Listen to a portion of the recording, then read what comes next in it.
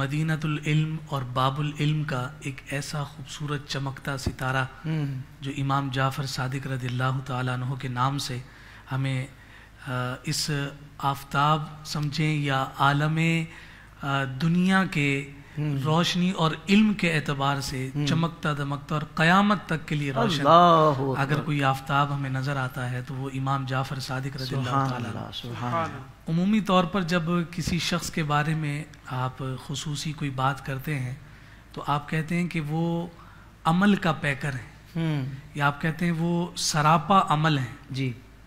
یہ امام جعفر صادق رضی اللہ تعالیٰ عنہ کے علم کا مقام یہ ہے کہ اگر میں یہ کہوں کہ یہ سراپا عمل تو تھے ہی جی یہ سراپا علم بھی تھے. اللہ یعنی علم میں یہ اتنا پختہ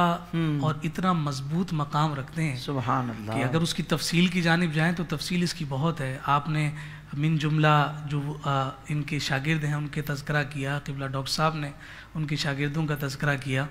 یعنی یوں سمجھیے کہ آپ کسی بھی علم کے میدان کی جانب چلے جائیں آپ کو وہاں ابتدا امام جعفر صادق رضی اللہ تعالیٰ عنہ کی نظر آتی,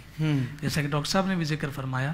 اور امام زین العابدین رضی اللہ تعالیٰ عنہ کے شہزادے جناب امام محمد باقر رضی اللہ تعالیٰ عنہ, امام محمد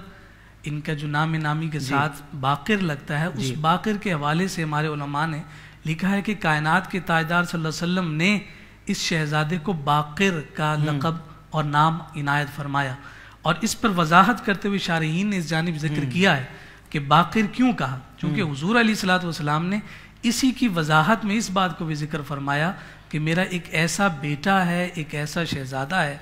کہ جس کے ذریعے سے علم کا نور ہر ایک تک پہنچے گا. سبحان اللہ. اس کی تصریح کرتے ہوئے فرمایا کہ اس کا جو اصل نور امام محمد باقر سے علم کی صورت میں نمایاں ہوا ہے وہ حضرت امام جعفر صادق رضی اللہ تعالیٰ عنہ. اور امام جعفر صادق رضی اللہ تعالیٰ عنہ یوں سمجھ لیجئے کہ آقا کائنات صلی اللہ علیہ وسلم نے آپ کے والد بزرگوار کو جو باقر فرمایا اس کا مظہر بنے, سبحان اللہ, اور ایسے خوبصورت مظہر بنے کہ آج بھی آپ یہ دیکھ لیجئے چاہے وہ الجبرہ ہو. اچھا الجبرہ میں آپ دیکھیے کہ ابو موسیٰ الخوارزمی جو ہے یہ الجبرہ کا بانی ہے, لیکن بیٹھا کہاں ہے امام جعفر صادق رضی اللہ تعالیٰ عنہ کی مجلس. سفیان ثوری جیسے نام آپ نے ذکر فرمایا. تصوف کی دنیا کے بادشاہ جناب داؤد طائی جی جس بارگاہ سے تصوف کے اور سلوک کی منازل طے کر رہے ہیں اس بارگاہ کا نام امام جعفر صادق رضی اللہ تعالیٰ. یہاں میں ضمناً ایک بات یہ بھی عرض کرنا چاہتا ہوں کہ ایک ہستی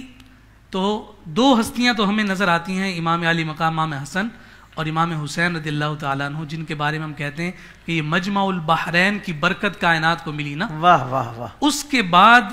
یہ ہستی بھی ہے کہ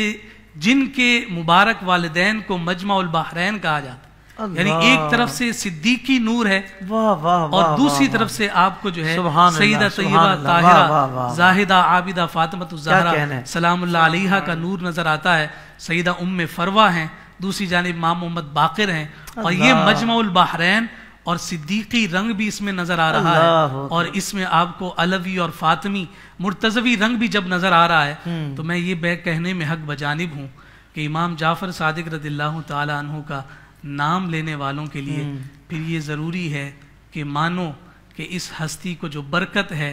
وہ علی کے خون کی بھی ہے, ابو بکر کے خون کی بھی. سبحان اللہ. اور اس مقام سے آ کر جب یہ نورانیت بکھری ہے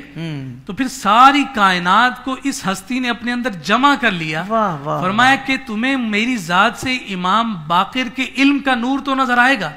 لیکن تزکیہ اور تصفیہ جب تمہیں نظر آئے گا تو پھر وہ علی کا خون ہے, اور اگر صادق نظر آئے گا تو وہ صدیق اکبر کا نور نظر آئے گا. لیکن جھوٹوں میں سچا ہونا بڑی بات نہیں, کاذبوں میں کسی کو صادق کہہ دیں یہ بڑی بات نہیں ہوا, لیکن جو ہوں ہی سارے صادقین, اللہ اکبر, ہوں ہی سارے صدیقین, ان میں سے اگر کوئی صادق ہے تو بتائیے کہ وہ کتنا بڑا صادق ہے.